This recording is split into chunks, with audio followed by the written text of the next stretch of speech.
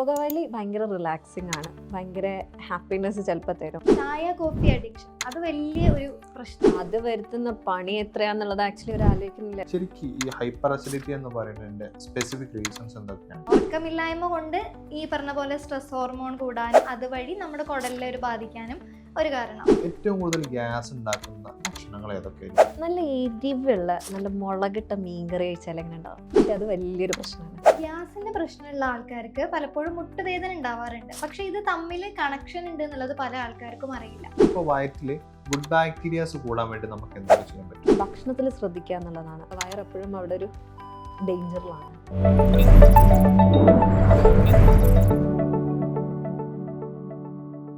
Doctors ടോക്കിന്റെ പുതിയൊരു വീഡിയോയിലേക്ക് എല്ലാവർക്കും സ്വാഗതം.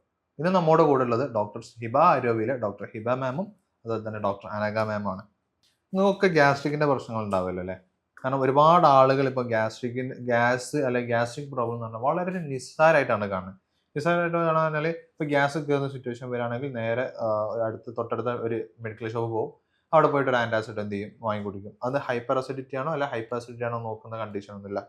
അല്ലെങ്കിൽ എന്ത് ചെയ്യും, ഒരു ലെമൺ ടീ എടുത്തു കുടിക്കും ഗ്യാസ് പോകാൻ വേണ്ടിയിട്ട്. അല്ലാന്നുണ്ടെങ്കിൽ അത് റിലേറ്റ് ചെയ്തുള്ള പ്രശ്നങ്ങളൊക്കെ ആകും. ഏറ്റവും കോമൺ ആയിട്ട് ആളുകൾ ചെയ്യുന്ന ഒരു മിസ്റ്റേക്ക് തന്നെയാണ് നല്ല ഭക്ഷണം കഴിച്ചിട്ട് അത് ദഹിക്കാനും അല്ലെങ്കിൽ അതിൻ്റെ ഗ്യാസ് പോകാനും എന്ന് പറഞ്ഞിട്ട് ഒരു നാരങ്ങ സോഡ അല്ലെങ്കിൽ പെപ്സി, ഒരു 7up ഇത് കുടിക്കുന്ന ഒരു ശീലം. കാരണം ഇതില്ലാതെ ജീവിക്കാൻ പറ്റില്ല എന്നുള്ളൊരു കണ്ടീഷനിലേക്ക് എന്നെ എന്ത് ചെയ്തിട്ടുണ്ട് ആളുകൾ എത്തിയിട്ടുണ്ട്. അതായത് അത്രയും ഈ ഗ്യാസ്ട്രിക് പ്രശ്നങ്ങളെ നിസാരമാക്കിയിട്ടാണ് ആളുകൾ കാണുന്നത്. ഞാൻ കണ്ടെടുത്തോളം ഈ ഗ്യാസ്ട്രിക്കിന്റെ പ്രശ്നം കൊണ്ടുണ്ടാകുന്ന മൈഗ്രെയിൻ അനുഭവിച്ചിട്ട് 25 വർഷങ്ങളൊക്കെ ജീവിച്ച ആളുകളുണ്ട്. അതായത് ചെറുപ്പം മുതൽ പ്രായമാകുന്നത് വരെ ഈ മൈഗ്രെയിൻ്റെ പ്രശ്നം എന്താണെന്ന് അറിയാതെ കൊണ്ടു നടക്കുന്ന ആളുകളുണ്ട്. അല്ലാന്നുണ്ടെങ്കിൽ കോൺസ്റ്റിപ്പേഷൻ്റെ പ്രശ്നങ്ങൾ, പൈൽസിൻ്റെ പ്രശ്നങ്ങളൊക്കെ ആയിട്ട് വളരെ ബുദ്ധിമുട്ടുന്ന ആളുകളുണ്ട്. കാരണം എല്ലാവർക്കും എന്താണ് ഇതിൻ്റെ റൂട്ട് കോസ് അറിയാതെ ഇത്തരം ഹോം റെമഡീസോ അല്ലാന്നുണ്ടെങ്കിൽ കാര്യം അറിയാതെ ആൻറ്റാസിഡ്സ് കുടിക്കുന്ന പ്രശ്നങ്ങളോ ഒക്കെ തന്നെ പറയുന്ന ആളുകളുണ്ട്. ഡോക്ടർ ഇപ്പം ഒരുപാട് വർഷമായിട്ട് ഇപ്പോൾ ഈ ഒരു ഫീൽഡിൽ പിന്നെ ഇപ്പോൾ പ്രത്യേകിച്ച് ഗ്യാസ്ട്രിക്കിൻ്റെ റിലേറ്റ് ആയിക്കോട്ടെ, ലൈഫ് സ്റ്റൈൽ ഡിസീസുകളിലായിക്കോട്ടെ പിന്നെ ഒരുപാട് പേഷ്യൻസിനെ കണ്ടിട്ടുണ്ടാകും. എന്തായിരുന്നു ഡോക്ടർ ഇത്രയും കാലം കണ്ടതിൽ ഡോക്ടറുടെ എക്സ്പീരിയൻസ്? ഞാൻ കണ്ട എക്സ്പീരിയൻസിൽ എങ്ങനെയാണെന്ന് വെച്ചാൽ, നമ്മളിപ്പം പേഷ്യൻസിനോട് ഡീറ്റെയിൽ ആയിട്ട് ഇപ്പോൾ കുറേ കാലമൊക്കെ കഴിച്ച് ഒരുപാട് മെഡിസിൻസ് കഴിച്ചവരാണ് അധികം വരുന്നുണ്ടാവുക. അപ്പോൾ അൾട്ടിമേറ്റ്ലി അവരുടെ കാരണം എന്ന് പറയുമ്പോൾ ഒന്നെങ്കിൽ അവരുടെ ഫുഡ് ഹാബിറ്റ്സ് ആണ്, അല്ലെങ്കിൽ അവരുടെ എന്താ പറയുക ഈ പറയുന്ന ഈ സോഡ സംഭവം. അതായത് ഇത് എന്ത് കഴിച്ചാലും ഗ്യാസ് വരും, അപ്പം സോഡയിലേക്ക് എത്താം. ഇത് സോഡ കുടിച്ച് അവസാനം സോഡ അതിൻ്റെ ഒരു വലിയ കാരണമായി മാറും. അങ്ങനെ ഒരു അവസ്ഥ കാണാറുണ്ട്. അതേപോലെ കാണാറുള്ളത് സ്ട്രെസ്സാണ്. ഇപ്പോഴത്തെ സാഹചര്യത്തിൽ പ്രത്യേകിച്ച് പോസ്റ്റ് കൊറോണ ഒരുപാട് കേസുകൾ നമുക്ക് അങ്ങനെ കാണാൻ പറ്റിയിട്ടുണ്ട്. മറ്റൊന്നെന്ന് പറയുന്നത് വ്യായാമക്കുറവിൻ്റെ ഒരു കാരണമൊക്കെ ആയിട്ടാണ് അധികം ആളുകളെ കാണാറുള്ളത്. ഇപ്പോൾ ഡോക്ടർ എക്സ്പീരിയൻസിൽ എങ്ങനെയായിരുന്നു, എന്ത് ടൈപ്പ് ഓഫ് ആള്, എന്താണ് ഇതിന്റെ റൂട്ട് കോസ് ആയിട്ട് പലപ്പോഴും വരാറുള്ളത്?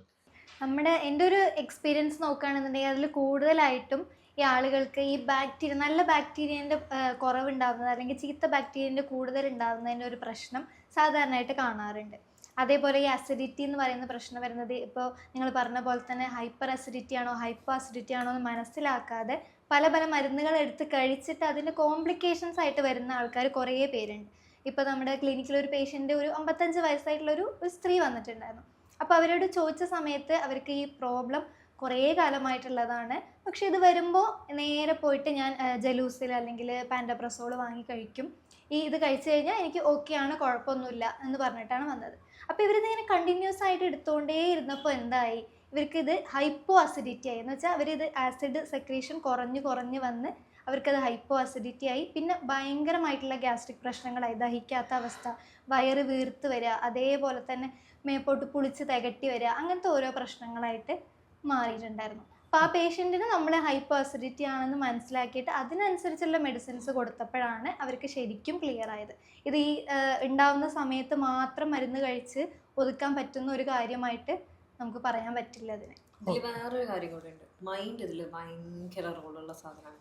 മൈൻഡ് വയറും മൈൻഡും ഇത് രണ്ടും അങ്ങോട്ടും ഇങ്ങോട്ടും പണിയെടുക്കുന്ന സംഭവമാണ്. എക്സാക്ട്ലി. കാരണം എന്താ വെച്ചാൽ ഭയങ്കര സ്ട്രെസ്ഡ് ആയിട്ട് നിൽക്കുന്ന ഒരാൾ, അത് കോൺസ്റ്റന്റ് ആയിട്ട് ആ സ്ട്രെസ്സിൽ നിൽക്കുന്ന ആൾക്ക് വയറിന് പ്രശ്നം ഉണ്ടായിട്ടില്ലെങ്കിൽ അത്ഭുതമേ ഉള്ളൂ. അല്ലെങ്കിൽ വയറിന് ഒരുപാട് കാലമായിട്ട് പ്രശ്നമുള്ള ഒരാൾക്ക് അവരുടെ മൈൻഡിൽ പ്രശ്നം വന്നിട്ടില്ല എന്നാണെങ്കിൽ അത്ഭുതമാണ്. അതെ കാരണം അത് ഈ ഉം. പറയുന്ന പോലെ ഈ പറഞ്ഞ ബാക്ടീരിയന്റെ ഒരു കണക്ഷൻ അവിടെ ഭയങ്കരമായിട്ടുണ്ട്. നമുക്ക് ഉണ്ടാകുന്ന നമ്മുടെ ബോഡിയിലുള്ള ആ ഒരു ആക്സസ് ചേഞ്ച് ഭയങ്കര ഒരു ഇഷ്യൂ ആയിട്ട് കാണാറുണ്ട്. അതെ. ഓക്കെ. അതേപോലെ നമ്മുടെ കുടലിലാണ് നമ്മുടെ ഹാപ്പി ഹോർമോൺ ആയിട്ടുള്ള സെറോട്ടോണിൻ മെയിനായിട്ടും ഉണ്ടാവുന്നത്. അപ്പോൾ ഈ കുടലിലുള്ള പ്രശ്നങ്ങൾ അല്ലെങ്കിൽ ഈ ബാക്ടീരിയൻ്റെ ഓവർ ഗ്രോത്ത് ഒക്കെ നമ്മൾ കൺട്രോൾ ചെയ്യാതെ വിടുമ്പോൾ അവർക്കിത് ഭയങ്കരമായിട്ട് മൈൻഡ് എഫക്റ്റ് ആവുന്നുണ്ട്. ഇപ്പോൾ ഒരു പേഷ്യൻ്റ് വന്നിട്ടുണ്ടായിരുന്നു. ആ പേഷ്യൻ്റ് പറഞ്ഞത്, ഞാൻ എല്ലാ കാര്യങ്ങളും പ്രോപ്പറായിട്ട് ചെയ്യുന്നുണ്ട്, ഞാൻ ഫുഡ് കഴിക്കുന്നത് കറക്റ്റ് ടൈമിൽ കഴിക്കുന്നുണ്ട്, ഞാൻ ഭക്ഷണം കഴിച്ചിട്ട് ഉറക്കത്തിനും ഗ്യാപ്പ് വിടുന്നുണ്ട്, അതേപോലെ തന്നെ എല്ലാ കാര്യങ്ങളും ഞാൻ പ്രോപ്പറായിട്ട് ചെയ്യുന്നുണ്ട്, പക്ഷെ എനിക്ക് ഈ അസിഡിറ്റിൻ്റെ പ്രശ്നങ്ങൾ ഉണ്ടല്ലോ ഡോക്ടറെ എന്നാണ് നമ്മളടുത്ത് ചോദിച്ചത്. ഓക്കെ. അപ്പോൾ നമ്മൾ കൂടുതലായിട്ട് ഇങ്ങനെ ചോദിച്ച സമയത്ത് അവർക്ക് ഭയങ്കരമായിട്ടുള്ള മൈൻഡ് സ്ട്രെസ്സ് കാര്യങ്ങളൊക്കെ ഉണ്ടായിരുന്നു പറഞ്ഞു. അപ്പോൾ നമ്മളത് ഒഴിവാക്കാനും കൂടെ നിർദ്ദേശിക്കുകയാണ് ചെയ്തത്. ഇപ്പോൾ ഇത് മെയിനായിട്ട് നടക്കുന്ന ഒരു ആളുകൾ ഉണ്ടാവുന്ന ഒരു ഇഷ്യൂ ആണ് ഇത്. മെയിനായിട്ട് ഇത് ഗ്യാസ് കയറുമ്പോഴേക്ക് എന്തെങ്കിലും പാൻറ്റപ്രോസോൾ, പാൻടോപ്പ് പോലുള്ള ഏതെങ്കിലും മെഡിസിൻസ് പോയി വാങ്ങി കഴിക്കുക. അല്ല ഇതിപ്പോൾ ഹോമിയോ, അത് അലോപ്പതിൻ്റെ പ്രശ്നമല്ല, അത് വാങ്ങി കഴിക്കുന്ന ആളുകളുടെ പ്രശ്നം. ഇതിൻ്റെ കോൺസിക്വൻസസ് അറിയാതെ ഈ ഇത്തരം മെഡിസിൻസ് സ്ഥിരമായിട്ട് കഴിച്ചാൽ എന്ത് സംഭവിക്കും എന്ന് അറിയാതെയാണ് ചില ആളുകൾ കണ്ടിട്ടുണ്ട്. ഒരു വലിയ സ്ട്രിപ്പ്, 15 സ്ട്രിപ്പ് ബാഗ് കൊണ്ടെടുക്കുന്ന ആളുവരെ നമ്മൾ എന്ത് ചെയ്തിട്ടുണ്ട്, ഞാൻ കണ്ടിട്ടുണ്ട്. ഇപ്പോൾ ശരിക്കും ഇത് ആളുകൾക്ക് മനസ്സിലാവാത്തൊരു പ്രശ്നമാണ്. ഹൈപ്പർ ആണോ ഹൈപ്പോ ആസിഡിറ്റി ആണോ എന്നുള്ളത്. ഒന്ന് ഡോക്ടർ പറഞ്ഞിരുന്നത് എന്താണ് ഹൈപ്പർ അസിഡിറ്റി അല്ലെങ്കിൽ എന്താണ് ഹൈപ്പർ അസിഡിറ്റി എന്നുള്ളതാണ്. ഹൈപ്പർ അസിഡിറ്റി എന്ന് പറഞ്ഞാൽ നമ്മുടെ ആമാശയത്തിലുള്ള ആസിഡിൻ്റെ സെക്രീഷൻ കൂടുതലായിട്ടുള്ള അവസ്ഥയാണ്. ഹൈപ്പോ അസിഡിറ്റി എന്ന് പറഞ്ഞാൽ ആസിഡിൻ്റെ സെക്രീഷൻ കുറവായിട്ടുള്ള അവസ്ഥയാണ്. അപ്പോൾ ഈ കൂടുതലായിട്ടുണ്ടാവുന്ന സമയത്ത് എന്താ ഉണ്ടാവുകയെന്ന് വെച്ചാൽ ഈ ആസിഡ് കൂടുതൽ മേപ്പോട്ട് കയറി വരാനും അതുവഴി പിന്നീട് നമുക്ക് നെഞ്ചരിച്ചിൽ, അതേപോലെ തന്നെ പുളിച്ചു തകട്ടൽ, ചില ആൾക്കാർക്ക് മേപ്പോട്ട് വന്നിട്ട് തൊണ്ടയിലൊരു എരിച്ചിൽ അല്ലെങ്കിൽ തൊണ്ടയിലൊരു തടസ്സം എന്നൊക്കെ പറയാറുണ്ട്. ഇതൊക്കെ ഇതിൻ്റെ ഒരു സിംറ്റമാണ്. ഇനി ഹൈപ്പോ അസിഡിറ്റി ആവുന്ന സമയത്ത് കൂടുതലായിട്ടും കാണുന്നത് അവിടെ ആസിഡ് സെക്രീഷൻ കുറവായതുകൊണ്ട് തന്നെ കൂടുതലായിട്ട് ദഹിക്കാത്ത അവസ്ഥ, അതേപോലെ ഈ ദഹിക്കാത്ത ചീത്ത ഭക്ഷണം ഇങ്ങനെ കിടക്കുന്നത് കൊണ്ടുണ്ടാവുന്ന ഗ്യാസ് ഫോം ചെയ്യുന്നത്, അതേപോലെ ബ്ലോട്ടിങ്, വയറ് വീർത്ത് വരൽ, അതേപോലെ കീഴ്വായുവിൻ്റെ പ്രശ്നങ്ങൾ, മലം പോവാത്ത പ്രശ്നങ്ങൾ, അങ്ങനത്തെയൊക്കെയാണ് ലക്ഷണങ്ങൾ ഡിഫറൻസ് നോക്കുകയാണെങ്കിൽ ഉണ്ടാവാറുള്ളത്. പിന്നെ ചില പേഷ്യൻസിന് 2 പ്രശ്നങ്ങളും ഉണ്ടാവുന്നുണ്ട്. ഈ ഹൈപ്പോ അസിഡിറ്റി ഉള്ള പേഷ്യൻറ്റിന് തന്നെ ദഹിക്കാതെ കിടക്കുന്ന ഭക്ഷണം മേപ്പോട്ട് കയറി വന്ന് എരിച്ചിലുണ്ടാക്കുന്ന അവസ്ഥയും ഉണ്ട്. ഇപ്പോൾ നെഞ്ചരിച്ചിൽ, നമ്മളെ ബാഡ് ബ്രീത്തിനൊക്കെ കാരണം ഇതാണല്ലേ. ശരിക്കും നമുക്ക് ഒന്നും കൂടെ അതൊക്കെ ഡീറ്റെയിൽ ആയിട്ട് എക്സ്പ്ലെയിൻ ചെയ്തു. അപ്പോൾ ആളുകൾക്ക് മനസ്സിലാൻ വേണ്ടി ഒന്നുകൂടെ ഞാൻ ചോദിക്കുകയാണ്. പിന്നെ ഇതിൽ ഈ അസിഡിറ്റി, ഇപ്പോൾ ഹൈപ്പർ അസിഡിറ്റി ഇത് ആസിഡിൻ്റെ സെക്രീഷൻ കൂടുന്നതാണ് അല്ല ആസിഡിൻ്റെ സെക്രീഷൻ കുറവാണെന്നൊക്കെ നമ്മൾ പറഞ്ഞിട്ടുണ്ട്. ശരിക്കും അതിൻ്റെ ഒരു ഫംഗ്ഷൻ എന്താണെന്നുള്ളതോട് പറഞ്ഞെടുത്താൽ, കാരണം ഭക്ഷണം കഴിക്കുന്നുണ്ട്, അതെങ്ങനെയാണ് ദഹിക്കുന്നത് നോർമല്ല, ഗ്യാസ് എന്തോന്ന് വരുന്നുണ്ട്, ചിലപ്പോൾ എമ്പക്കായിട്ട് വരുന്ന ആളുകളുണ്ട്, അല്ലെങ്കിൽ കീവായിൻ്റെ പ്രശ്നമായിട്ട് ബുദ്ധിമുട്ടാണ്. പക്ഷേ അവിടെ നടക്കുന്നൊരു പ്രോസസ്സ് എന്താണെന്നുള്ളത് ശരിക്കും ആളുകൾക്ക് അറിയില്ല എന്നുള്ളതാണ്. അപ്പോൾ ഡോക്ടർ ഒന്ന് പിന്നെ അതിൻ്റെ ഒരു പ്രോസസ്സ് ഒന്ന് എക്സ്പ്ലെയിൻ ചെയ്ത് കൊടുത്താൽ നല്ലതായിരിക്കും. നമ്മളെ വയറിന് പല ലൈനിങ്ങുകളുണ്ട്. അപ്പോൾ ഈ വയറിൽ ഓട്ടോമാറ്റിക്കലി സെക്രീറ്റഡ് ആവുന്നതാണ് ഈ ആസിഡ് എന്ന് പറയുന്നത്, HCl, ഹൈഡ്രോക്ലോറിക് ആസിഡ് എന്ന് പറയുന്നത്. അപ്പോൾ ഈ ആസിഡ് നമുക്ക് എന്താണ് നമ്മുടെ ദഹനത്തിന് ഹെൽപ്പ് ചെയ്യാൻ വേണ്ടിയിട്ട് നമ്മളെ ബോഡി തന്നെ അതിനെ സെക്രീറ്റ് ചെയ്യുന്നതാണ്. പക്ഷെ ചില കേസുകളിൽ ഇത് കൂടുമെന്ന് പറഞ്ഞു കഴിഞ്ഞാൽ ഇത് നോർമലി ഉള്ളതിനെക്കാട്ടിലും ആസിഡ് കൂടുന്ന ഒരു സാഹചര്യം ഉണ്ടാവാം. ആ സാഹചര്യത്തിൽ എന്താ സംഭവിക്കുന്നത്, ഇപ്പോൾ നമ്മൾ ഇവിടുന്ന് ഭക്ഷണം കഴിക്കുന്ന സമയത്ത് നമ്മളെ ഈസോഫേഗസ് എന്ന് പറയുന്നത്, നമ്മളെ ഫുഡിൻ്റെ പൈപ്പ് പോയി നമ്മളെ വയറിലേക്ക് ഇവിടെ കണക്റ്റഡ് ആവുന്നുണ്ട്. ഈ വയറിലേക്ക് കണക്റ്റഡ് ആവുന്ന സമയത്ത് അവിടെ ഒരു ചെറിയൊരു നാരോ സ്പേസ് ഉണ്ട്. അതായത് അവിടെ നമ്മൾ എന്താ പറയുക, ഇങ്ങോട്ട് പോയ സാധനം മേലോട്ട് കയറാതിരിക്കാൻ വേണ്ടിയിട്ട് ഒരു ചെറിയ നാരോ സ്പേസ് ഉണ്ട്. അതിന് സ്ട്രിക്ചർ എന്ന് പറയും. അതായത് ഈ ഒരു സ്പേസിൽ ഇങ്ങോട്ട് ഫുഡ് താഴത്തേക്ക് പോകാന്നല്ല, താഴേന്ന് മേലേക്ക് പോകാൻ പാടില്ല ശരിക്കും. പക്ഷെ ഹൈപ്പർ അസിഡിറ്റിക് ആയിട്ടുള്ള ഒരു ആൾക്ക് എങ്ങനെയായിരിക്കും എന്ന് വെച്ചാൽ ഇത് ഇവിടുന്ന് പുറത്തേക്ക് ഗഷ് ചെയ്യാനുള്ള, അതായത് ഇങ്ങനെ കുതിച്ച് കയറാനുള്ള ചാൻസസ് കൂടുതലാണ്. അതായത് വയറിൽ ഒരുപാട് ആക്ടിവിറ്റീസ് നടക്കുന്ന സമയത്ത് വയറ് കിടന്ന് ഇങ്ങനെ കറങ്ങുന്നുണ്ടാവും, അല്ലെങ്കിൽ കോൺട്രാക്ട് ചെയ്ത് റിലാക്സ് ചെയ്യുന്നുണ്ടാവും. ആ സമയത്ത് മേലോട്ട് കയറുന്ന സമയത്ത് ഈ വയറിന് ഓൾറെഡി ഒരു ലൈനിങ് ഉണ്ട്. എന്തിന്, നമുക്ക് ആസിഡ് മേൽ തട്ടിയാൽ നമുക്ക് പൊള്ളും അല്ലേ. പക്ഷേ ഈ ആസിഡ് വയറിൻ്റെ ഉള്ളിലാണെങ്കിലും വയറിന് പൊള്ളുന്നില്ല, കാരണം അതിനൊരു പ്രൊട്ടക്റ്റീവ് ലെയറിങ് ഉണ്ട്. പക്ഷേ ഈ ഈസോഫേഗസ് അല്ലെങ്കിൽ ഫുഡ് പൈപ്പിൽ അങ്ങനെ ഒരു ലെയർ ഇല്ല. അപ്പോൾ ഹൈപ്പർ ആയിട്ട് ആസിഡ് പ്രൊഡ്യൂസ് ചെയ്യുന്ന സമയത്ത് ഇത് മേലോട്ട് കയറി കഴിഞ്ഞാൽ അവിടെ പൊള്ളുന്ന, അല്ലെങ്കിൽ അവിടെ ആ ഇരിച്ചിൽ വരുന്നതിൻ്റെ കാരണം അതാണ്. അതായത് ഇത് തന്നെയാണ് നമ്മളെ ബേർപ്പിങ്ങും ആയിട്ട് ഈ ഹൈപ്പർ അസിഡിറ്റി വരുന്ന സമയത്താണ് നമുക്ക് ഏമ്പക്കം കൂടുതലായിട്ട് വരുന്നത്. യെസ്, അതായത് ഏമ്പക്കം മറ്റേ കേസിലും വരാം കേട്ടോ. ഹൈപ്പോ ആയിട്ട് നിൽക്കുന്ന, അതായത് ഭയങ്കരമായിട്ട് ഗ്യാസ് മുട്ടി നിൽക്കുന്ന, ബ്ലോട്ടിംഗ് ആയിട്ട് നിൽക്കുന്ന സമയത്തും ഏമ്പക്കം വരാം. നമ്മൾ നേരത്തെ ഡിഫറൻഷിയേറ്റ് ചെയ്ത കാര്യങ്ങളാണ്, അതായത് ഹൈപ്പർ അസിഡിറ്റി അതുപോലെ തന്നെ ഹൈപ്പർ അസിഡിറ്റി എന്നുള്ളത്. നമുക്ക് ഈ ഹൈപ്പർ അസിഡിറ്റിയെ കുറച്ചും കൂടെ ഒന്ന് ഡീറ്റെയിൽ ആക്കിയിട്ട് പറയുകയാണെന്നുണ്ടെങ്കിൽ ശരിക്കും ഈ ഹൈപ്പർ അസിഡിറ്റി എന്ന് പറയുന്നതിൻ്റെ സ്പെസിഫിക് റീസൺസ് എന്തൊക്കെയാണ്? മെയിനായിട്ട് നല്ല ഫാറ്റി ഫുഡുകൾ, അതായത് നല്ല ഓയിൽ കണ്ട് നല്ല വറുത്തതും പൊരിച്ചതായിട്ടുള്ള ഭക്ഷണങ്ങൾ കഴിക്കുന്നത്, അതേപോലെ എരിവ്, മസാല ചേർത്തിട്ടുള്ള ഭക്ഷണങ്ങൾ കഴിക്കുന്നത് ആസിഡ് സെക്രീഷൻ കൂട്ടും. അതേപോലെ ഉറക്കമില്ലാത്ത പ്രശ്നം, ഉറക്കമില്ലായ്മ കൊണ്ട് ഈ പറഞ്ഞ പോലെ സ്ട്രെസ് ഹോർമോൺ കൂടാനും അതുവഴി നമ്മുടെ കുടലിനെ ബാധിക്കാനും ഒരു കാരണമാവും. അതേപോലെ മദ്യപാനം, പുകവലി പോലുള്ള ശീലങ്ങൾ ആസിഡ് സെക്രീഷൻ കൂട്ടുകയാണ് ചെയ്യുക. ഇങ്ങനെ ഉണ്ടാകുന്ന സമയത്ത് അതാണ് ഹൈപ്പർ അസിഡിറ്റി, അതേപോലെ ദഹന പ്രശ്നങ്ങൾ ഉണ്ടാവുന്നത്. വേറൊരു കാരണം നോക്കുകയാണെങ്കിൽ കറക്റ്റ് ടൈമിൽ ഫുഡ് കഴിക്കാതെ, ഈ ഫുഡ് കഴിക്കാതിരിക്കുമ്പോൾ നമ്മുടെ ആമാശയത്തിൽ ഓൾറെഡി ആസിഡ് സെക്രീഷൻ ഉണ്ടാവും. അപ്പം ഈ ഫുഡിനെ റിസീവ് ചെയ്യാൻ വേണ്ടിയിട്ടാണ് ഈ ആസിഡ് ഇങ്ങനെ ഉണ്ടായിരിക്കുന്നത്. പക്ഷെ നമ്മൾ കറക്റ്റ് സമയത്ത് ഭക്ഷണം കഴിച്ചില്ല എന്നുണ്ടെങ്കിൽ അത് മേപ്പോട്ട് കയറി വരാനും അത് പിന്നെ ബാക്കി നെഞ്ചരിച്ചിൽ കാരണങ്ങൾ ഉണ്ടാക്കാനും ഒരു കാരണമാവും. ഇത് പറഞ്ഞപ്പോഴാണ് ഇപ്പം ചില ആളുകളുണ്ട് ഫുഡ് കഴിച്ചു കഴിഞ്ഞാൽ ഒന്ന് പുക വിടുക എന്ന് തന്നെ പറയാം. അതായത് ആ ഒരു സ്മോക്ക് ചെയ്തില്ല വെച്ചാല് ആ ഫുഡ് ദഹിക്കില്ല, അല്ലെങ്കിൽ എന്തോ സംതിങ് നോട്ട് റോങ്, ഞാൻ ഭക്ഷണം നേരെ കഴിച്ചിട്ടില്ല എന്നുള്ള ഫീലിംഗ് വരുന്ന ആൾക്കാരുണ്ട്. അല്ല, ഇതിന് മാത്രമല്ല, ചില ആളുകൾക്ക് ഇപ്പൊ ടോയ്ലറ്റ് പോകണമെന്നുണ്ടെങ്കിൽ പണ്ടത് ഭയങ്കരമായിട്ടുണ്ടായിരുന്നു ഈ പിന്നെ ടോയ്ലറ്റ് ബീഡി വലിക്കുക. അതായത് ടോയ്ലറ്റ് പോകണമെന്നുണ്ടെങ്കിൽ ബീഡി വലിക്കേണ്ട ഒരു സിറ്റുവേഷൻ, ആ ഒരു കണ്ടീഷനിലെ ആളുകളുണ്ട്. പിന്നെ ചില ആളുകൾക്ക് ഉണ്ട് നോമ്പ് തുറന്ന ഉടനെ, നോമ്പിന് സമയത്ത് പുക വലിക്കാൻ പാടില്ല എന്നുള്ളത് കഴിഞ്ഞിട്ട് നോമ്പ് കൊണ്ട് തുറന്ന ഉടനെ അത് വരുത്തുന്ന പണി എത്രയാന്നുള്ളത് ആക്ച്വലി ഒരു ആലോചിക്കുന്നില്ല. കാരണം ഗ്യാസ് അതുകൊണ്ട് കൂടും, നല്ല രീതിയിൽ അവർക്ക് വയറിന് ഇഷ്യൂസ് വരാനുള്ള. പല ആളുകളും പറയാറുണ്ട് നോമ്പ് തുറക്കണ വരെ എനിക്ക് കുഴപ്പമുണ്ടായിരുന്നില്ല, നോമ്പ് തുറന്നാൽ എനിക്ക് ഗ്യാസിൻ്റെ പ്രശ്നമാണ്, അല്ലെങ്കിൽ വയറിലേക്ക് ഭക്ഷണം എത്തുമ്പോൾ തന്നെ ഗ്യാസിൻ്റെ പ്രശ്നമാണെന്നാണ്. അപ്പം എന്താ, അത് കഴിഞ്ഞേക്കെ പിന്നെ പോകുന്നത് ഇതിനാണ്. അത് പിന്നെ കൺട്രോൾ ചെയ്യാൻ പറ്റുന്നില്ല. അതുവരെ ഞാൻ കഷ്ടപ്പെട്ട് കൺട്രോൾ ചെയ്തു, നോമ്പ് പറഞ്ഞു കഴിഞ്ഞിട്ട് ഞാനിപ്പോൾ ഇതിനെ കൺട്രോൾ ചെയ്യുന്നത്. പക്ഷെ ഇത് ആലോചിക്കുന്നില്ല, ഇത് ഡയറക്റ്റ്ലി കണക്ട് ചെയ്യുന്നുണ്ട് എന്നുള്ളത്, അവരുടെ വയറിനെ ബാധിക്കുന്നുണ്ട് എന്നുള്ളത് അവർ ആലോചിക്കുന്നില്ല. ഈ പുകവലിനെ കുറിച്ച് ഡോക്ടറുടെ അഭിപ്രായം എന്താ? പുകവലിനെ കുറിച്ച് യെസ്, പുകവലി ഭയങ്കര റിലാക്സിങ് ആണ്, ഭയങ്കര ഹാപ്പിനെസ് ചിലപ്പോൾ തരും, നമുക്ക് സ്ട്രെസ്സ് തരുന്ന സമയത്ത് റിലാക്സിങ് ആണ്. പക്ഷേ നമ്മൾ എന്താ സംഭവിക്കുന്നത് വെച്ചാൽ, നമ്മൾ മനുഷ്യന്മാർക്ക് സഡൻ റിലീഫ്, സഡൻ സുഖം കിട്ടുന്നതാണ് നമ്മൾ എപ്പോഴും ഇഷ്ടപ്പെടുന്നത്, അല്ലേ? തുടക്കത്തിൽ നമുക്കതൊരു പ്രശ്നമല്ല, പക്ഷേ ലേറ്റർ ഓൺ പോയി കഴിഞ്ഞ് കഴിഞ്ഞാൽ ഇതൊരു അഡിക്ഷനാണ്. ഇത് അഡിക്റ്റഡ് ആയിട്ട് നിങ്ങൾക്ക് വരാൻ പോകുന്നത് എന്താണെന്ന് വെച്ചാൽ, ഒബ്വിയസ്ലി നിക്കോട്ടിൻ എന്ന് പറയുന്ന സാധനം നമ്മളെ ബോഡിയിൽ നിന്ന് പിന്നെ പുറത്ത് പോകാൻ പണിയാണ്. പലയിടത്ത് അത് പോയി അടയും. എടുക്കുകയാണെന്ന് പറയുകയാണെന്ന് മൂക്കിൽ, ലങ്സിൽ പോയി, ചെസ്റ്റിൽ ഹാർട്ടിനെ റിലേറ്റ് ചെയ്തിട്ടുള്ള പ്രശ്നങ്ങൾ, താഴെ പോയി കഴിഞ്ഞാൽ അവർക്ക് ED റിലേറ്റഡ് ആയിട്ടുള്ള പ്രശ്നങ്ങൾ, മൂഡ് ഇഷ്യൂസ്, അതേപോലെ തന്നെ ദഹന പ്രശ്നങ്ങൾ, അങ്ങനെ പറയാനുള്ള ഒരുപാട് പ്രശ്നങ്ങൾ ആക്ച്വലി ലോങ് ടേമിൽ ഇത് വരുത്തുന്നുണ്ട്. ചില ആളുകൾ പറയും അതിന് ഞാൻ 2 എണ്ണല്ലേ വലിക്കുന്നുള്ളൂ എന്നുള്ളത്. ഈ 2 എണ്ണം വലിക്കുന്നതും നിക്കോട്ടിനാണ്. ഓക്കെ, അതിൽ വ്യത്യാസമില്ല. ഞാൻ ലൈറ്റ്സേ വലിക്കാറുള്ളൂ, ഞാൻ മറ്റേത് വലിക്കാറില്ല, ഇങ്ങനെയും പറയുന്ന ആൾക്കാരുണ്ട്. ഡോക്ടർ, ഞാൻ ലൈറ്റ്സ് മാത്രമേ, നല്ല മുന്തിയ സാധനങ്ങളെ ഞാൻ വലിക്കാറുള്ളൂ. ഓക്കെ, പക്ഷെ പൈസ കൂടുന്നോറും വാട്ട് എവർ ഇറ്റ് ഇസ്, അതിൽ നിക്കോട്ടിൻ്റെ കണ്ടന്റ് വരുന്നതുകൊണ്ടാണ് നിങ്ങൾക്ക് ആ ഒരു കിക്ക് കിട്ടുന്നത്. ഓക്കെ, അൾട്ടിമേറ്റ്ലി ഇത് 1 ആണെങ്കിലും 2 ആണെങ്കിലും ഇത് ക്യുമുലേറ്റ് ചെയ്ത് ഇവിടെ ഇത് ബ്ലോക്ക് വരുത്താനുള്ള ചാൻസസ് കൂടുതലാണ്. അപ്പോൾ അഡിക്ഷൻ്റെ കാര്യം പറഞ്ഞപ്പോഴാണ് ചായ കോഫി അഡിക്ഷൻ, അത് വലിയ ഒരു പ്രശ്നമാണ്.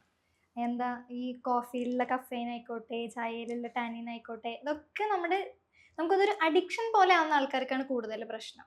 ഈ ആസിഡ് സെക്രീഷൻ കൂടാനും അസിഡിറ്റി ഉണ്ടാക്കാനും ഇതൊരു ഡെയിലി ബേസിസിൽ ചെയ്യാണ്, ഡെയിലി റൊട്ടീൻ ആണെങ്കിൽ ഈ പ്രശ്നം വഷളാവുകയാണ് ചെയ്യുക. ഇപ്പോൾ ഇതുപോലെ തന്നെയാണെന്നുണ്ടെങ്കിൽ നമ്മൾ ചില ആളുകൾക്ക് അനുഭവിക്കുന്ന ഒരു പ്രശ്നമാണ് വയറ് വീർത്ത് വരുന്ന പ്രശ്നം. അതായത് എന്തെങ്കിലും ഭക്ഷണം കഴിച്ചാൽ വയറ് വീർത്ത് വരുന്ന ഒരു ബുദ്ധിമുട്ട് എല്ലാവരും പറയുന്നുണ്ട്. എന്തുകൊണ്ടാണ് അങ്ങനെ ഭക്ഷണം കഴിക്കുമ്പോഴേക്ക് വയറ് വീർത്ത് വരുന്നത്? അതിപ്പോൾ ഈ പറഞ്ഞ പോലെ ഹൈപ്പർ എന്ന് പറയുന്ന പോലെ തന്നെ ഒരു അവസ്ഥയാണ് ഹൈപ്പോ. അതായത് അവിടെ ആസിഡ് സെക്രീഷൻ വരുന്നേ ഇല്ല, അല്ലെങ്കിൽ ഭയങ്കര ലിമിറ്റഡ് ആയിട്ടാണ്. നമ്മൾ നേരത്തെ പറഞ്ഞു ദഹിക്കണം എന്നുണ്ടെങ്കിൽ ആക്ച്വലി ആസിഡ് എന്ന് പറയുന്നത് അവിടെ വളരെ ഇമ്പോർട്ടൻ്റ് ആയിട്ടുള്ളൊരു ഫാക്ടറാണ്. അപ്പോൾ ഈ ഒരു ആസിഡ് ഇല്ലാത്തത് കൊണ്ട് തന്നെ ആ ദഹനം കറക്റ്റായിട്ട് നടക്കാണ്ട് അത് അവിടെ കിടന്ന് എന്താ പറയുക, നമ്മൾ വേസ്റ്റ് കൊട്ടയിൽ ഭക്ഷണം ചെയ്യുന്ന പോലെ തന്നെ നമ്മളെ വയറിൽ കിടന്ന് ഇതിങ്ങനെ ഒരു ചീഞ്ഞൊരവസ്ഥയിലേക്ക് പോവാണ്. സോ സ്വാഭാവികമായിട്ടും അതിൽ ബാക്ടീരിയൽ പണിയെടുക്കുന്നുണ്ടാവും. അപ്പോൾ ആ പണിയെടുക്കുന്ന സമയത്ത് പല രീതിയിലുള്ള ഗ്യാസ് പ്രൊഡക്ഷൻ അവിടെ നടക്കുന്നുണ്ട്. ഈ ഗ്യാസ് ഇതിവിടെ ഇങ്ങനെ നിറഞ്ഞ് നമുക്ക് ആ ഒരു ബ്ലോട്ടിങ് ഫീലിംഗ് വരാണ്. ചിലർക്കത് കീവായുമായിട്ട് പോകും, ചിലർക്കത് മേപ്പോട്ട് പോകും, അങ്ങനെ. ഓക്കെ. ഇപ്പം അങ്ങനെയാണ് ഇപ്പോൾ ആസിഡ് കുറഞ്ഞെന്നല്ല ഡോക്ടർ പറഞ്ഞത്. അങ്ങനെയാണെങ്കിൽ ഏറ്റവും നല്ലതല്ല ഈ സോഡ. അങ്ങനെ അതിൽ ഗ്യാസ് ഉണ്ട്, ആ ഗ്യാസ് നല്ലപോലെ വയറിലെത്തി നല്ലപോലെ ദഹനം കൂടൂലേ? ഈ സോഡയിൽ എന്ന് പറയുന്നത് അടച്ചു വെച്ചിട്ടുള്ള കാർബൺ ഡൈ ഓക്സൈഡ് ആണ് ഉപയോഗിക്കുന്നത്. ഏത് തരം ഗ്യാസ് ഉള്ള പാനീയങ്ങൾ എടുക്കുകയാണെങ്കിലും കാർബൺ ഡൈ ഓക്സൈഡ് അതിൽ കുത്തി നിറച്ച് വെച്ചിരിക്കുകയാണ്. അപ്പോൾ നമ്മൾ ഈ സോഡ കുടിക്കുന്ന സമയത്ത് എന്താ സംഭവിക്കുക, ആ കാർബൺ ഡൈ ഓക്സൈഡാണ് നമ്മുടെ ശരീരത്തിൻ്റെ ഉള്ളിൽ പോകുന്നത്. എന്നിട്ട് എന്ത് ചെയ്യും, ഈ ഗ്യാസ് തിരിച്ച് പുറത്തോട്ട് തന്നെ വരും. അപ്പോൾ എന്താ, അത് ഫുള്ളി ഒരു മൈൻഡ് സംഭവമാണ്. എൻ്റെ ഗ്യാസ് പുറത്തു പോയി എന്ന് ആൾക്കാർ തെറ്റിദ്ധരിക്കുന്നു. പക്ഷെ അതിൻ്റെ ഉള്ളിൽ നമ്മൾ എന്താണോ ഉള്ളിലേക്ക് കൊടുത്ത അതേ ഗ്യാസ് തന്നെയാണ് പുറത്തോട്ട് വരുന്നത്. അല്ലാതെ നമ്മുടെ ഉള്ളിൽ ശരീരത്തിൽ ഉണ്ടായിരുന്ന ഗ്യാസ് അല്ല പുറത്തേക്ക് വരുന്നത്. ഇപ്പൊ അങ്ങനെയാണെന്നുണ്ടെങ്കിൽ ഈ ദഹിക്കാൻ വേണ്ടിയിട്ട് സോഡ അല്ലെങ്കിൽ ഈ സവനപ്പ് കുടിക്കുന്നുണ്ടോ, എന്തെങ്കിലും പ്രശ്നങ്ങൾ ശരിക്കും അതിൽ വരുന്നുണ്ടോ? ഉറപ്പായിട്ടും പ്രശ്നങ്ങൾ ഉണ്ടാവും. ഇതിങ്ങനെ ഹാബിറ്റ് തുടർന്നുകൊണ്ടേ ഇരിക്കുകയാണെന്നുണ്ടെങ്കിൽ നമ്മൾ തന്നെ കുറേ വായു നമ്മുടെ ഉള്ളിലേക്ക് കൊടുക്കുന്നുണ്ട്. ഇപ്പോൾ നമ്മൾ ഒരു കോമൺ ബ്ലോട്ടിങ് അല്ലെങ്കിൽ ഈ വയറ് വീർക്കുന്നതിൻ്റെ ഒരു കാരണം എന്ന് പറയുന്നത് വായു വിഴുങ്ങുന്നത് കൂടിയാണ്. അതിൻ്റെ കൂടെ നമ്മൾ ഈ പാനീയങ്ങളിലുള്ള കാർബൺ ഡൈ ഓക്സൈഡ് നമ്മൾ ഉള്ളിലേക്ക് നമ്മൾ തന്നെ കൊടുക്കുകയാണ്. അതേപോലെ തന്നെ ഈ ഇതിങ്ങനെ കണ്ടിന്യൂസ് ആയിട്ട് കഴിച്ചുകൊണ്ടിരിക്കുകയാണെന്നുണ്ടെങ്കിൽ ആസിഡ് സെക്രീഷൻ കൂടാനും പിന്നെ അത് ദഹനക്കേട് ബാക്കിയുള്ള പ്രശ്നങ്ങളാവാനും ഒരു കാരണം. ഓക്കെ. ഇപ്പോൾ നല്ലൊരു ബിരിയാണി കഴിച്ചിട്ട് അത് പെട്ടെന്ന് ദഹിക്കാൻ ഈ സവനപ്പോ സോഡയാണോ അല്ലെങ്കിൽ മോരാണോ ഏറ്റവും ബെസ്റ്റ് ആയിട്ടുള്ളത്? മോര്, ഒബ്വിയസ്ലി മോര്. കാരണം മോരിലെന്ന് പറയുന്നത് നമ്മൾ ഒരു ദിവസം മാത്രം വെച്ച് പുളിപ്പിച്ച് അല്ലെങ്കിൽ വല്ലാണ്ട് പുളിയില്ലാത്ത മോരാണെന്നുണ്ടെങ്കിൽ പ്രോബയോട്ടിക് അല്ലെങ്കിൽ പ്രീബയോട്ടിക് എന്നുള്ള രീതിയിലേക്ക് തന്നെ കാറ്റഗറൈസ് ചെയ്യാൻ പറ്റും. അതായത് നമ്മളുടെ വയറിൻ്റെ അകത്ത് നമുക്ക് ആക്ച്വലി ബാക്ടീരിയാസ് നമ്മളെ വയറിലുണ്ട്. ഓക്കെ, ഇത് നല്ല ബാക്ടീരിയ ഉണ്ട്, ചീത്ത ബാക്ടീരിയ ഉണ്ട്. ഈ നല്ല ബാക്ടീരിയാസ് ആണ് ആക്ച്വലി നമ്മളുടെ ദഹനത്തിന് നല്ല രീതിയിൽ ഹെൽപ്പ് ചെയ്യുന്ന ഒരു സാധനം. ഇതിനെ ഇമ്പ്രൂവ് ചെയ്യാനാണ് ഹെൽപ്പ് ചെയ്യുന്നത്. അതർവൈസ് നമ്മൾ അല്ലാത്തത് കഴിക്കുമ്പോൾ ഇപ്പോൾ നമ്മൾ ഷുഗർ കണ്ടൻറ്റ് കൂടുതലാണ്. ഇപ്പോൾ നമ്മൾ കഴിക്കുന്ന സോഡയിലാണെങ്കിലും നമ്മൾ കഴിക്കുന്ന സെവനപ്പിലാണെങ്കിലും അതിലുള്ള ഷുഗർ കണ്ടൻറ്റ് അത്യാവശ്യം നല്ല രീതിയിൽ തന്നെ ഉണ്ട്. അത് നമ്മൾ ബോഡിയിലേക്ക് എത്തുമ്പം ഈ നല്ല ബാക്ടീരിയാസിനെ അവിടെ ഡിസ്ട്രോയ് ചെയ്യാനും ചീത്ത ബാക്ടീരിയാസിനെ കൂട്ടാനുള്ള ചാൻസസ് കൂടുതലാണ്. അപ്പോൾ പിന്നെ ഏതാ നല്ലത്? മോര് ഒബ്വിയസ്ലി. ഇപ്പം നമ്മൾ ഗ്യാസിൻ്റെ ഹൈപ്പർ അസിഡിറ്റി അതിൻ്റെ കാരണങ്ങളൊക്കെ നമ്മൾ ഡിസ്കസ് ചെയ്തു. നേരത്തെ നമ്മൾ ഡിസ്കസ് ചെയ്യുന്ന സമയത്ത് നമ്മളെ ഫുഡ്, സ്ട്രെസ്സ്, സ്ലീപ്പ് എന്നൊക്കെ നമ്മൾ പറഞ്ഞിട്ടുണ്ട്. പക്ഷേ ആളുകൾക്ക് കുറച്ചും കൂടെ മനസ്സിലാൻ വേണ്ടിയിട്ട് ആളുകൾക്ക് ഉണ്ടാകുന്ന കൺഫ്യൂഷൻ ക്ലിയർ ചെയ്യാൻ വേണ്ടി ചോദിക്കുകയാണ്. പിന്നെ നമുക്ക് അസിഡിറ്റി ഏറ്റവും കൂടുതൽ ഗ്യാസ് ഉണ്ടാക്കുന്ന ഭക്ഷണങ്ങൾ ഏതൊക്കെ ആയിരിക്കും? നല്ല എരിവുള്ള നല്ല മുളകിട്ട മീൻകറി കഴിച്ചാൽ എങ്ങനെ ഉണ്ടാവും? വയൽ തന്നെ അങ്ങോട്ട് വെള്ളം വരും അല്ലേ? പക്ഷെ അത് വലിയൊരു പ്രശ്നമാണ്. മീൻ എന്നുള്ളതല്ല, എനിത്തിങ് എത്രയും നല്ല ഭയങ്കരമായിട്ട് എരിവ് കഴിക്കുന്നത്.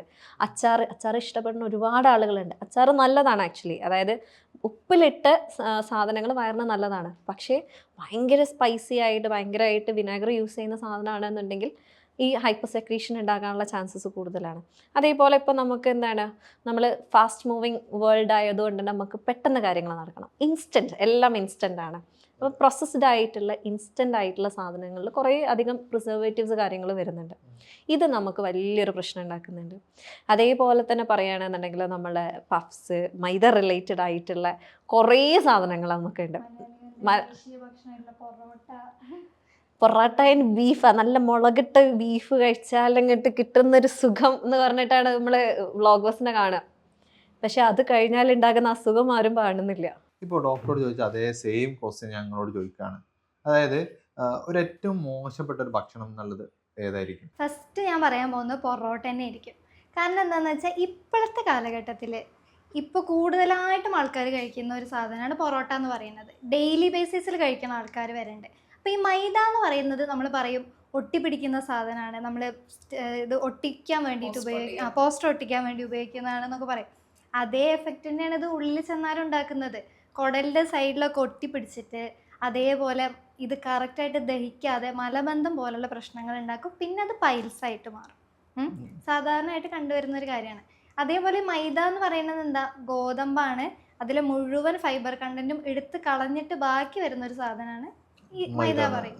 അപ്പൊ അതിന് നമുക്ക് ഒന്നും കിട്ടാനില്ല, പകരം കൂടുതൽ ആരോഗ്യ പ്രശ്നങ്ങൾ ഉണ്ടാവാൻ മാത്രമേ ഉള്ളൂ. കാരണം പലപ്പോഴും ആളുകൾ പറയുന്ന ഒരു കാര്യം വെച്ചാൽ ഈ ഡയറ്റ് ഒക്കെ എടുക്കുന്ന ആളുകൾക്ക് പൊറാട്ടയാണ് നല്ലത്. കാരണം വിശക്കില്ല, രാവിലെ കഴിച്ചു, പിന്നെ ഉച്ചക്ക് നോക്കേണ്ട ആവശ്യമില്ല, വെള്ളം അങ്ങനെ കുടിച്ചു കൊടുത്താൽ മതി, വേറെ ബുദ്ധിമുട്ടൊന്നുമില്ല. പിന്നെ ഒരു ഈവനിങ് ആകുമ്പോഴേക്ക് എന്ത് ചെയ്താൽ മതി, ഭക്ഷണം കഴിച്ചാൽ മതി. അപ്പോൾ ഡയറ്റിന് നല്ലതാണെന്നുള്ളൊരു അഭിപ്രായം പലപ്പോഴും കേട്ടിട്ടുണ്ട്. അങ്ങനെ ഉണ്ടോ, ശരിക്കാണോ? എന്തിപ്പോ തോന്നുന്നത്? അതായത് തടി കുറയാൻ നല്ലതാണ്, പക്ഷെ അതിന്റെ ഒപ്പം വേറെ ബോണസ് ആയിട്ട് കുറച്ച് സാധനങ്ങൾ വേറെ കിട്ടുന്നുള്ളൂ. വെറും ഒരു പൊറോട്ട മാത്രം വയറ്റിൽ കിടക്കുക എന്ന് പറയുമ്പോൾ അതിന്റെ അപകടം ഭയങ്കര കൂടുതലാണ്. അത് ഈ പൊറോട്ട ഡോക്ടർ പറഞ്ഞ വിഷയം മാത്രമല്ല, പലപ്പോഴും നമ്മൾ പൊറോട്ട ഉണ്ടാക്കുന്ന രൂപം തന്നെ ഭയങ്കര ബുദ്ധിമുട്ടുള്ള സാധനമാണ്. കാരണം ഒരു കപ്പ് എണ്ണ, പാം ഓയിലാണ് ഇതിലേക്ക് യൂസ് ചെയ്യുന്നത്. അതായത് നമ്മൾ കാണാത്ത അത്രയും എണ്ണ നമ്മളെ പൊറോട്ടയിൽ. എല്ലാവരും പറയുന്നത് നല്ല പൊരിഞ്ഞടിച്ച പൊറോട്ട, അപ്പോൾ എണ്ണ ഒന്നും കാണാനില്ല, ഒരു സാധനം കാണാനില്ല. പക്ഷെ അതിലുണ്ടാകുന്ന ഒരു കോംപ്ലിക്കേഷൻ എന്ന് പറഞ്ഞാൽ ഞാൻ മനസ്സിലാക്കിയെടുത്തോളം ഒരു ഭയങ്കരമായിട്ടുള്ള പാം ഓയിൽ, അതും ഭയങ്കരമായിട്ട് വേഴ്സായിട്ട് മോശമായിട്ടുള്ള ഓയിലുകളാണ് ഇതിൽ യൂസ് ചെയ്തിട്ടാണ് പൊറോട്ടകൾ അത്രയും സ്മൂത്ത് ആൻഡ് സോഫ്റ്റ് ആവുന്നത് എന്നുള്ളതാണ്. അതാരും കാണുന്നില്ല, ഇത്തരം പ്രശ്നങ്ങളൊന്നും ആരും കാണുന്നില്ല. ജസ്റ്റ് ഈ പൊറോട്ടേൻ്റെ ടേസ്റ്റ് മാത്രം നോക്കിയിട്ടാണ് നമ്മൾ ഭക്ഷണം കഴിക്കുന്നുള്ളത്. എനിവേ, ഇപ്പം അതൊക്കെ കഴിക്കുന്ന സമയത്ത് നിങ്ങൾ നല്ലപോലെ ശ്രദ്ധിക്കുക എന്നുള്ളത് തന്നെ ഇപ്പോൾ പറയാനുള്ളൂ.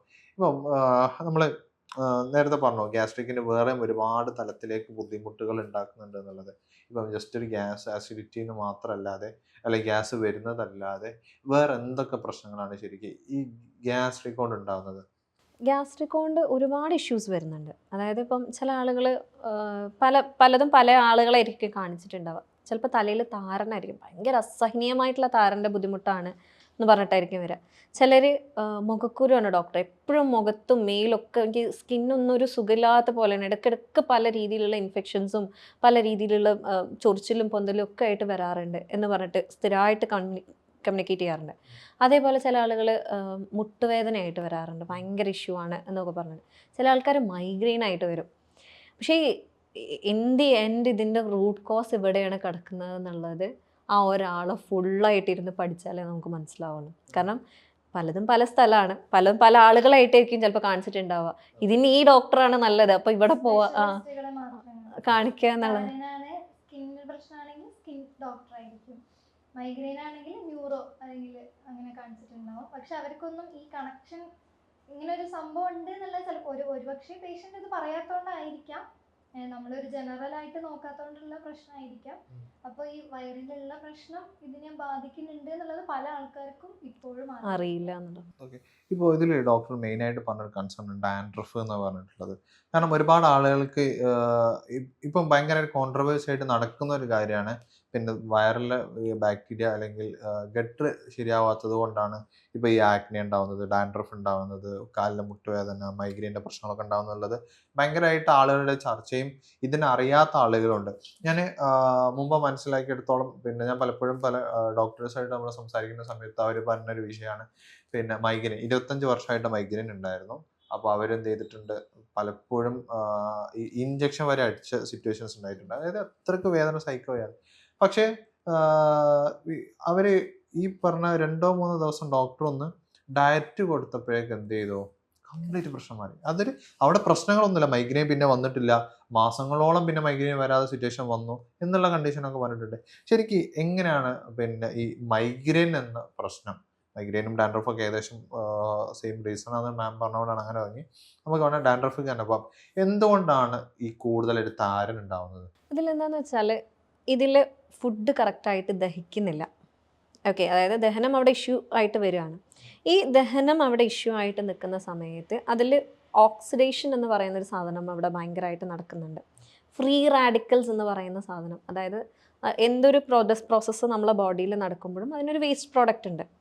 അപ്പോൾ ഇത് മുഴുവനായിട്ട് പ്രോസസ്ഡ് ആവാണ്ടിരിക്കുന്ന സമയത്ത് ഫ്രീ റാഡിക്കൽസ് എന്ന് പറയുന്ന അത് ഭയങ്കര ടോക്സിക് ആയിട്ട് നമ്മളെ ബോഡിയിൽ പ്രൊഡ്യൂസ്ഡ് ആവുന്നുണ്ട്. ഇത് പലയിടത്തായിട്ട് പോയിട്ട് നമ്മൾ ഈ പറയുന്ന ഇൻഫ്ലമേഷൻ അല്ലെങ്കിൽ നീർക്കെട്ട് പോലുള്ള പ്രശ്നങ്ങൾ ഉണ്ടാക്കാനുള്ള ചാൻസസും, അവിടുത്തെ pHൻ്റെ ബാലൻസ് കുറയ്ക്കാൻ, അല്ലെങ്കിൽ ആ ഒരു ഭാഗത്തേക്ക് ഇൻഫെക്ഷൻസിന് കൂടുതൽ സാധ്യതകൾ ഓപ്പൺ ചെയ്ത് കൊടുക്കുന്ന ഒരു സാഹചര്യം വരാറുണ്ട്. അങ്ങനെയാണ് ആക്ച്വലി ഇത് നമ്മളുടെ സ്കിന്നിലാണെങ്കിലും നമ്മളുടെ തലയിലാണെങ്കിലും നമ്മുടെ ബോഡിയുടെ ഏത് ഭാഗത്താണെങ്കിലും അതിന് എഫെക്ഷൻ കൂടുതലായിട്ട് കൊടുക്കുന്നത്. അപ്പോൾ ഈ പറഞ്ഞ പോലെ ഡാൻഡ്രഫും ആക്നെയൊക്കെ മാറാൻ വേണ്ടിയിട്ട് നമ്മൾ എന്തൊക്കെ ഭക്ഷണങ്ങൾ നമ്മൾ കഴിക്കേണ്ടതുണ്ട്? ഇപ്പം നമ്മൾ കുടലിലെ നല്ല ബാക്ടീരിയനെ ഇമ്പ്രൂവ് ചെയ്യാണ് നമ്മൾ ശരിക്കും ചെയ്യേണ്ടത്. ചീത്ത ബാക്ടീരിയനെ കുറയ്ക്കും വേണം. അപ്പം നല്ല ബാക്ടീരിയനെ ഇമ്പ്രൂവ് ചെയ്യാൻ വേണ്ടിയിട്ട്, നല്ല ബാക്ടീരിയ കൂടുതലായിട്ട് വളരാൻ വേണ്ടിയിട്ട് നമ്മൾ കൊടുക്കേണ്ടത് പ്രീബയോട്ടിക്കുകളാണ്. എന്ന് വെച്ചാൽ കുറച്ച് ഫൈബർ റിച്ച് ആയിട്ടുള്ള ഫുഡുകൾ. അത് നമുക്കിപ്പോൾ റെക്കമെൻഡ് ചെയ്യാൻ പറ്റുന്നത് നമ്മൾ വാഴക്കൂമ്പ്, വാഴത്തണ്ട് എന്നൊക്കെ പറയാം. അതിലാണ് ഏറ്റവും കൂടുതൽ നാരുകളുള്ളത്. പിന്നെ ഫ്രൂട്ട്സ് എടുത്ത് നോക്കുകയാണെങ്കിൽ ആപ്പിള് തൊലിയോടെ കഴിക്കുന്നത്, പേരയ്ക്ക കഴിക്കുന്നത്, അതേപോലെ എല്ലാ തരം ഓറഞ്ച്, അതിലൊക്കെ നല്ലോണം നാരുകൾ അടങ്ങിയിട്ടുണ്ട്. അതേപോലെ തന്നെ പ്രോബയോട്ടിക് എടുത്ത് നോക്കുകയാണെങ്കിൽ തൈര്, അധികം പുളിപ്പില്ലാത്ത തൈര്, മോര്, അതേപോലെ സംഭാരം, അതേപോലെ നമുക്ക് ഗ്രീക്ക് യോഗട്ട്, അധികം ഫ്ലേവേർഡ് അല്ലാത്ത ഗ്രീക്ക് യോഗട്ട്, അതൊക്കെ നമുക്ക് ഭക്ഷണത്തിൽ ഉൾപ്പെടുത്തുകയാണെങ്കിൽ ഇത് കൺട്രോൾ ചെയ്യാൻ പറ്റും. അതേപോലെ ഇതിൽ പറയുകയാണെന്നുണ്ടെങ്കിൽ നമ്മളുടെ മുളപ്പിച്ച പയറുകള്, അതേപോലെ നമ്മൾ ഉപ്പിലിട്ട സാധനങ്ങൾ ഒക്കെ ആക്ച്വലി വളരെ നല്ലതാണ് ഗട്ട് ഹെൽത്തിന്. പിന്നെ ആളുകൾ എപ്പോഴും പറയാറുള്ളത് ഈ ഉപ്പിലിട്ട് അത്ര നല്ലതല്ല എന്നുള്ള പറയാറുണ്ട്. അതെന്തുകൊണ്ടായിരിക്കും? അത് ഈ ഉപ്പിലിട്ടതായിരിക്കണം. ഉപ്പിലിട്ടതായി എന്ന് വെച്ചിട്ട് അത് ഉപ്പിലിട്ടായിക്കോണമെന്നില്ല. അത് ഭയങ്കര ഇഷ്യൂ ആണെന്നുള്ളതാണ്. ഇപ്പം നമ്മളിപ്പോൾ പിന്നെ ഡാൻഡ്രഫിൻ്റെ പറഞ്ഞ പോലെ തന്നെ നമ്മൾ ഇഷ്യൂ പറഞ്ഞൊരു കേസാണ് മൈഗ്രെയിൻ എന്നുള്ളത്. ഇപ്പം നേരത്തെ ഞാനൊരു എക്സാമ്പിൾ പറഞ്ഞു, വർഷങ്ങളായിട്ട് മൈഗ്രെയിൻ്റെ അനുഭവിക്കുന്ന പേഷ്യൻസ് ഒക്കെ ഉണ്ടായിട്ടുണ്ടായിരുന്നു. പിന്നീട് അത് നമ്മൾ എന്ത് ചെയ്തിട്ടുണ്ട്, പലപ്പോഴും ഡോക്ടേഴ്സ് വളരെ ഷോർട്ട് ടേം ആയതുകൊണ്ട് നമുക്ക് വളരെ ഷോർട്ട് പീരീഡ് 3 daysനുള്ളിലൊക്കെ, അതായത് പൂർണ്ണമായി മാറിയെന്നല്ല, പക്ഷേ നല്ല, അതായത് 80% ഒക്കെ അവർക്ക് സിംറ്റംസ് കുറഞ്ഞു എന്നുള്ള രൂപത്തിൽ ഇമ്പ്രൂവ്മെന്റ് തന്നെ. അപ്പൊ അങ്ങനെ എന്തെങ്കിലും ഇപ്പം മൈഗ്രെയിൻ കുറഞ്ഞിട്ടുള്ള എന്തെങ്കിലും എക്സ്പീരിയൻസ് ഡോക്ടർക്ക് ഉണ്ടായിരുന്നോ? ഒരു കേസ് ഉണ്ടായിരുന്നു അങ്ങനെ. അതായത് ആള് പ്രഗ്നൻ്റ് ആയിരുന്നു. ആൾക്ക് ഭയങ്കര സിവിയർ ഹെഡേക്ക് എന്ന് പറഞ്ഞു കഴിഞ്ഞാൽ ഓൾറെഡി ഉള്ള ആളാണ്. പക്ഷെ ആൾക്ക് തീരെ ഇതിൽ എന്താണ് ഒന്നും ചെയ്യാൻ പറ്റാതെ, എപ്പോൾ വന്നു കഴിഞ്ഞാലും ഇഞ്ചക്ഷൻ വെച്ചാലേ വേദന മാറുള്ളൂ എന്നുള്ള സിറ്റുവേഷനാണ് എപ്പോഴും ഉണ്ടാവാറുള്ളത്.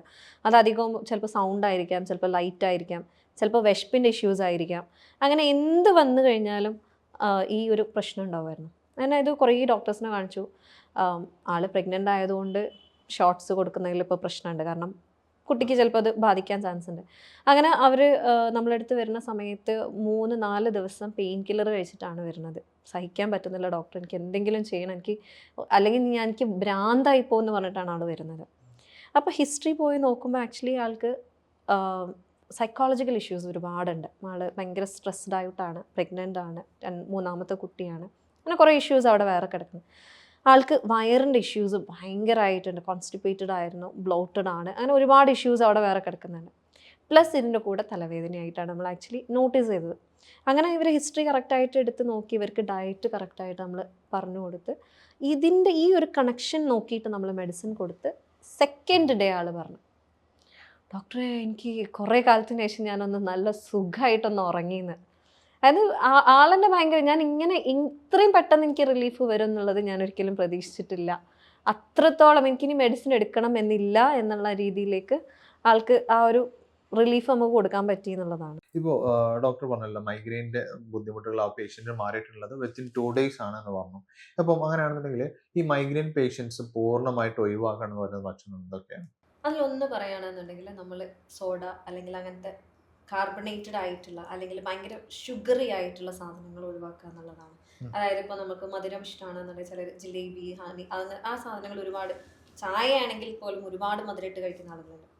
അതേപോലെ തന്നെ പറയുകയാണെന്നുണ്ടെങ്കിൽ ഭയങ്കര സ്പൈസി ആയിട്ടുള്ള എരിവ് കൂടിയിട്ടുള്ള ഭക്ഷണങ്ങൾ എന്ന് പറയുകയാണെങ്കിൽ ഇപ്പോൾ നമ്മൾ എരിവുള്ള മീൻകറി അല്ലെങ്കിൽ എരിവുള്ള ചിക്കൻ, പെരിപെരി, അൽഫാം ഒക്കെ അങ്ങനെ ചാർക്കോൾ പെരിപ്പെരിയാണ്, നല്ല ടേസ്റ്റ് ആണെന്നൊക്കെ പറഞ്ഞ് നമ്മൾ പറയും. പക്ഷേ അൾട്ടിമേറ്റ്ലി അതൊരു ട്രിഗറിങ് ഫാക്ടറാണ്. അതേപോലെ തന്നെ പറയുകയാണെന്നുണ്ടെങ്കിൽ പൊറോട്ട, മൈദ റിലേറ്റഡ് ആയിട്ടുള്ള എന്ത് സാധനം അത് നമ്മളെ വയറിനെ കോംപ്രമൈസ് ചെയ്യുന്നത്. അതേപോലെ പറയാനുള്ളതാണ് പ്രോസസ്ഡ് ആയിട്ടുള്ള ഫുഡ്. ഇപ്പം പ്രോസസ്ഡ് എന്ന് പറയുമ്പോൾ നമ്മൾ ഇപ്പം ഇൻസ്റ്റൻറ്റ് ചപ്പാത്തിയാണ്, 5 മിനിറ്റ് കൊണ്ട് ഒന്ന് ഇങ്ങനെ ഇട്ടിട്ട് ആക്കിയ ചപ്പാത്തി റെഡി.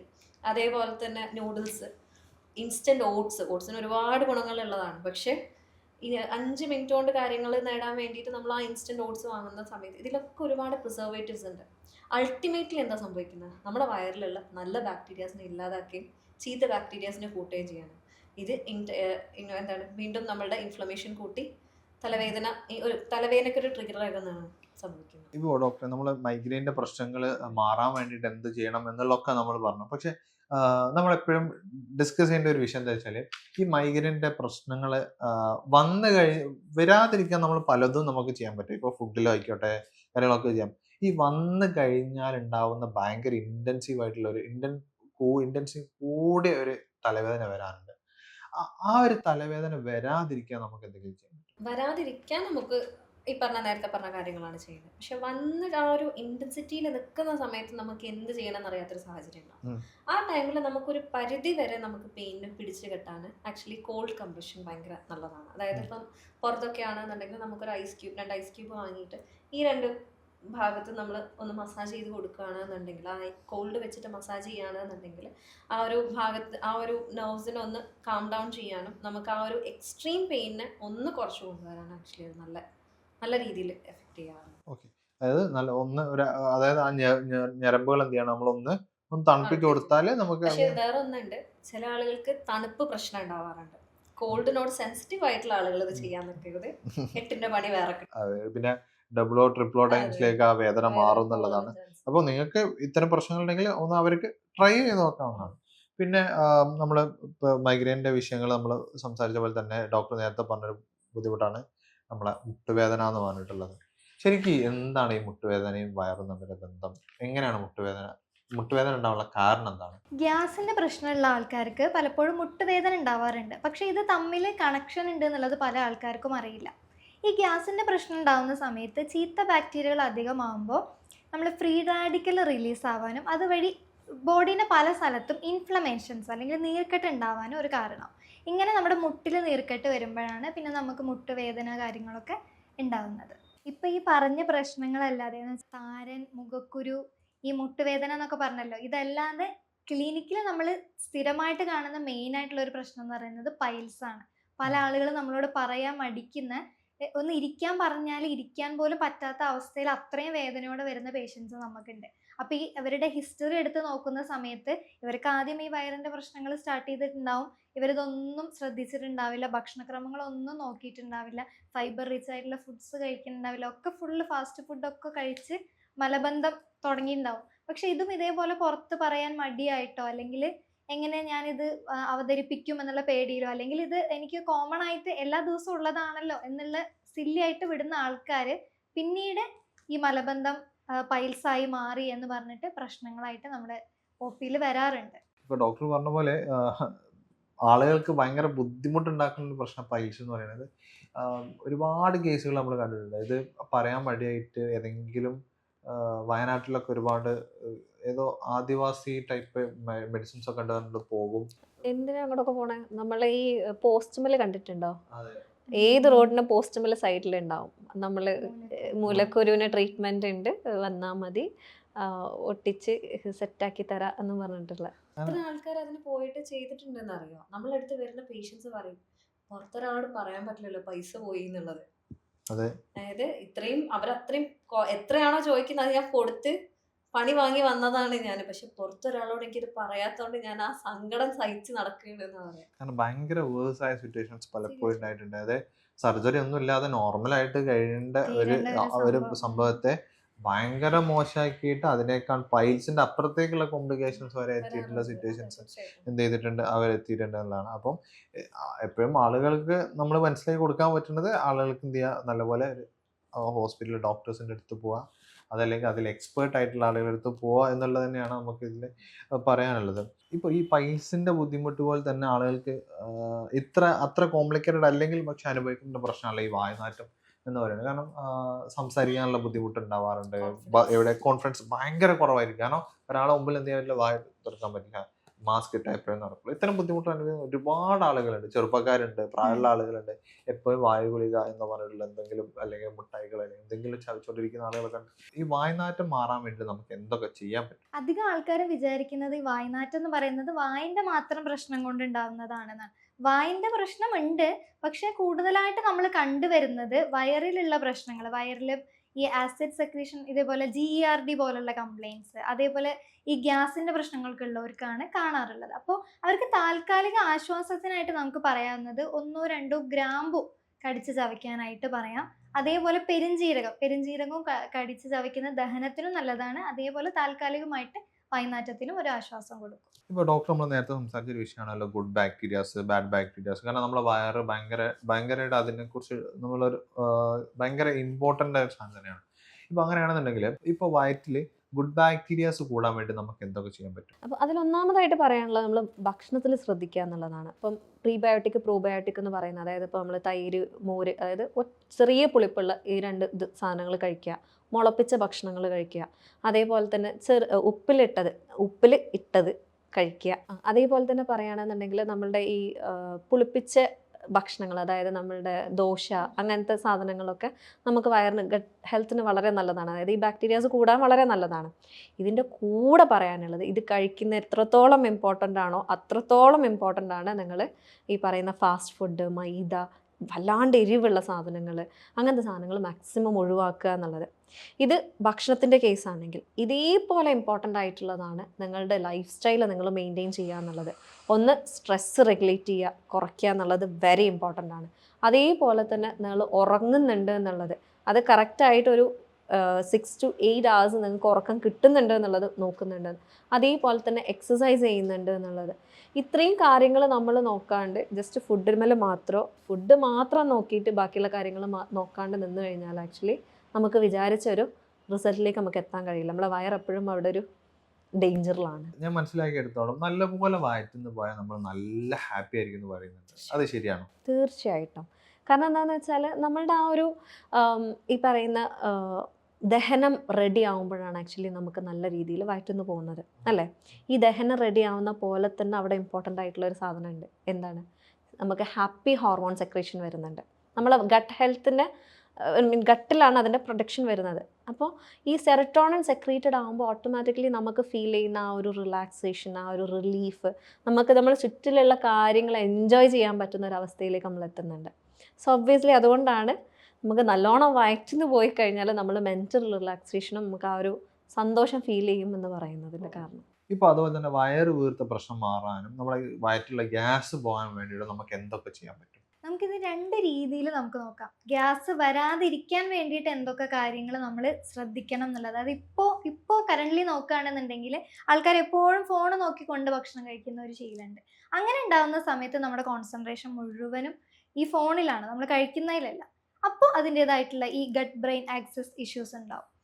അതേപോലെ തന്നെ നമ്മൾ കഴിക്കുമ്പോൾ വായു വിഴുങ്ങുന്നത്, പെട്ടെന്ന് കഴിക്കുന്നത്, ഇപ്പോൾ നമ്മൾ ബിസി ലൈഫ് ആകുമ്പോൾ നമുക്ക് കറക്റ്റ് ടൈമിൽ കഴിക്കാൻ പറ്റുന്നില്ല, ഇനി കിട്ടുന്ന കുറച്ച് സമയത്ത് പെട്ടെന്ന് ഫുഡ് കഴിക്കുക, അങ്ങനെ ആകുമ്പോൾ വായു വിഴുങ്ങാനും ഗ്യാസ് ഉണ്ടാക്കാനും ഒരു കാരണം. ഇനി ഗ്യാസ് വന്ന ആൾക്കാർക്ക് എന്തൊക്കെ റെമഡീസ് വീട്ടിൽ ട്രൈ ചെയ്യാൻ നോക്കുകയാണെങ്കിൽ, നമുക്ക് ഇഞ്ചി ഇട്ട് തിളപ്പിച്ചിട്ടുള്ള വെള്ളം, ഒരു കഷ്ണം ഇഞ്ചി ഇട്ട് തിളപ്പിച്ചിട്ടുള്ള വെള്ളം കുടിക്കാം. അതേപോലെ തന്നെയാണ് ജീരകം 1 സ്പൂണ് എടുത്തിട്ട് ചൂടുവെള്ളത്തിലിട്ടിട്ട് തിളപ്പിച്ച് കുടിക്കുകയാണെന്നുണ്ടെങ്കിൽ അത് നമുക്ക് ട്രൈ ചെയ്യാം. അതേപോലെ തന്നെ കായത്തിൻ്റെ ഒരു കഷ്ണം കഴിക്കുന്നത് നമുക്ക് ഗ്യാസ് കുറച്ച് കുറയ്ക്കാനായിട്ട് ഹെൽപ്പ് ചെയ്യും. അതൊരു ഇൻസ്റ്റൻറ്റ് റിലീഫായിട്ട് ചെയ്യാൻ പറ്റുന്ന കാര്യം. ആകത്തുക പറഞ്ഞത് നമ്മൾ കൃത്യമായിട്ട് നമ്മൾ ഭക്ഷണം കഴിക്കുകയാണെന്നുണ്ടെങ്കിൽ, നമ്മൾ സ്ലീപ്പ് ക്ലിയർ ചെയ്യുകയാണെന്നുണ്ടെങ്കിൽ തന്നെ നമുക്ക് നമ്മളെ വയറിൻ്റെ പ്രശ്നങ്ങളും അത് റിലേറ്റ് ചെയ്തിട്ടുള്ള മൈഗ്രെയിൻ ആയിക്കോട്ടെ, ഡാൻഡ്രഫിൻ്റെ പ്രശ്നം, ആക്നെ, പിന്നെ മുട്ടുവേദനയുടെ പ്രശ്നങ്ങൾ, പൈൽസ്, ഫിഷർ, ഫിസ്റ്റുല, ഇത്തരം പ്രശ്നങ്ങളൊക്കെ നമുക്ക് മാറ്റിയെടുക്കാവുന്നതാണ്. അപ്പം അതിനെക്കുറിച്ച് കൂടുതൽ അറിയണമെന്നുണ്ടെങ്കിൽ താഴെ കാണുന്ന നമ്പറിൽ കോൺടാക്ട് ചെയ്യാവുന്നതാണ്. പിന്നെ നിങ്ങളുടെ സംശയങ്ങളൊക്കെ നിങ്ങൾക്ക് കമൻ്റായിട്ട് രേഖപ്പെടുത്താം. അതിൻ്റെ മറുപടികളായിട്ട് ഡോക്ടേഴ്സ് വീഡിയോ ആയിട്ടോ അല്ലെങ്കിൽ ഡയറക്റ്റ് ആയിട്ടോ നിങ്ങൾക്ക് തരുന്നതാണ്. പിന്നെ ഡോക്ടേഴ്സിൻ്റെ ഇപ്പോൾ സംസാരിച്ചിട്ട് ഡോക്ടേഴ്സിൻ്റെ ഓൺലൈൻ ആൻഡ് ഓഫ്ലൈൻ കൺസൾട്ടേഷൻ വേണമെന്നുണ്ടെങ്കിൽ താഴെ കാണുന്ന നമ്പറിൽ കോൺടാക്ട് ചെയ്യാവുന്നതാണ്. ഇതിൻ്റെ കൂടുതൽ ഡീറ്റെയിൽ ആണ് താഴെ കാണുന്ന നമ്പറിൽ കോൺടാക്ട് ചെയ്യാം. അപ്പോൾ ഇതുപോലുള്ള മറ്റൊരു വീഡിയോ ആയിട്ട് നമുക്ക് ഡോക്ടേഴ്സ് ടോക്കിൽ വീണ്ടും കാണാം. Thank you.